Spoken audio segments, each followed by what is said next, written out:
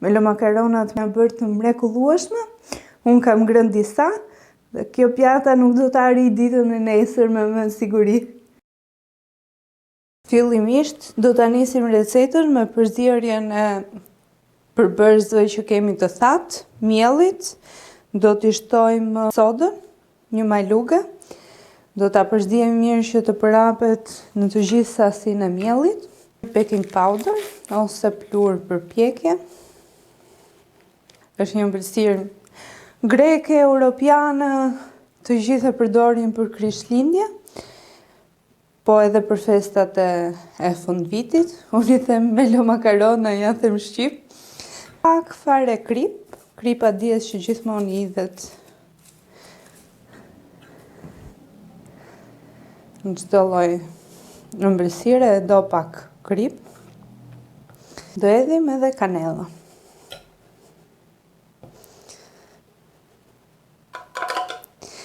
Mua në fakt melo makaronat më pëlqejnë shumë. Sheqerin nuk po ja edh, pasi sheqeri duhet të tretet mirë. Edhim vaj në ullirit, 100 gram sheqer, edhe do i përzijem në mënyrë që sheqeri të tretet sa më mirë.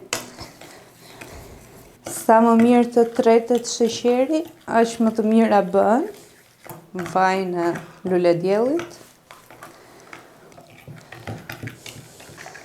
Vazhdojmë të i trazojmë. Do edhim lëkurën e portokallit. Dhe në fund do edhim edhe rreth 150 ml lëng portokalli. I trazojmë që të tretet sheqeri. Pasi e kemi tretur mirë sheqerin, do fillojmë që të përgatisim brumin.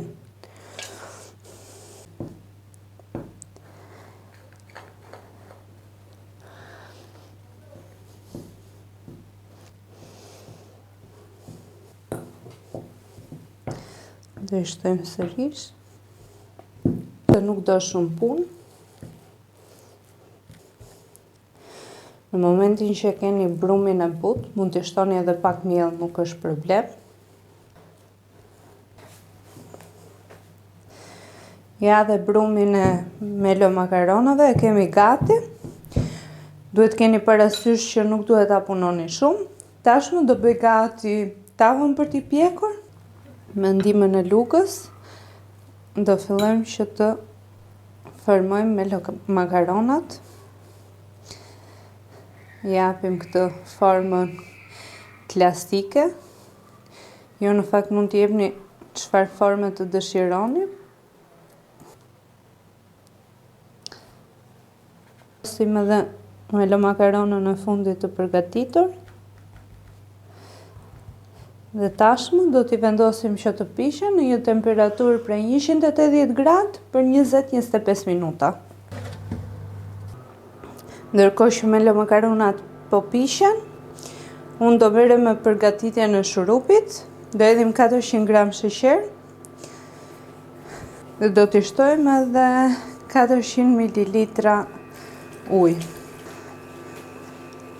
Në fakt do t'i jedh 430, pasi shurupi i melo makaronave nuk duhet t'i jetë shumë i trash.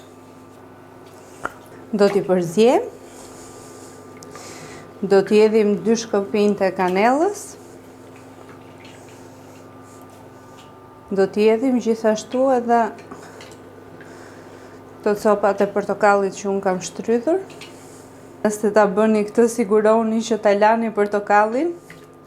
Dhe unë kam larë shumë mirë në fakt, dhe prandaj e edhë dhe i marrë edhe lëkurën e portokallit.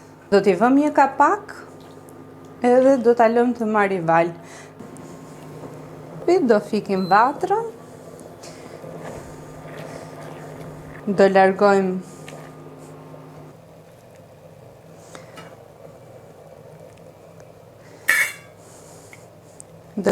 edhe shkopinjtë e kanellës. Kemi ishur nga zjarri, do t'i shtojmë edhe mjalt, Si që o kam thënë edhe herë tjetër, unë përdor vetëm mjalt nga Bletari e Hoja. Ky është mjalt gështenje dhe është një nga mjaltët më të mirë që kam provuar. Do ta përziem. Një pjesë të mjaltit e lash pasi na duhet për t'ja hedhur sipër kur ta servirim. Dhe vendosim kapakun. Ta lëm për pak minuta. Ja dhe me makaronat i kemi gati. Janë pjekur siç duhet, unë preferoj t'i pjek pak më shumë. Janë pjekur nga të dyja krahët. Do t'i lëm pak të ftohen, edhe më pas do t'i bëjmë gati për servirje dhe t'i fusim edhe në shurup. Tashmë do marrim melo makaronat edhe do t'i hedhim në shurup. Po e fillimisht një pjesë të tyre. Duhet i përzijem nga të dyja krahët. Do t'i lëm për disa sekonda, ose më saktë gati 1 minutë, por nuk duhet t'i lëm më shumë se sa duhet, pasi ato e pinë shurupin me njerë, fillojmë që t'i largojmë.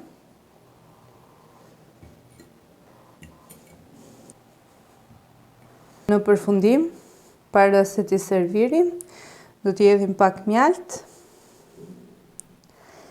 Mjalti i ndihmon që të mbajnë edhe arat. Tashmë do t'i hedhim edhe arat. Përfitoj nga rasti që të uroj të gjithë ata që festojnë Krishtlindjet, sepse unë, siç ju kam thënë, jam muslimane, nuk i festoj.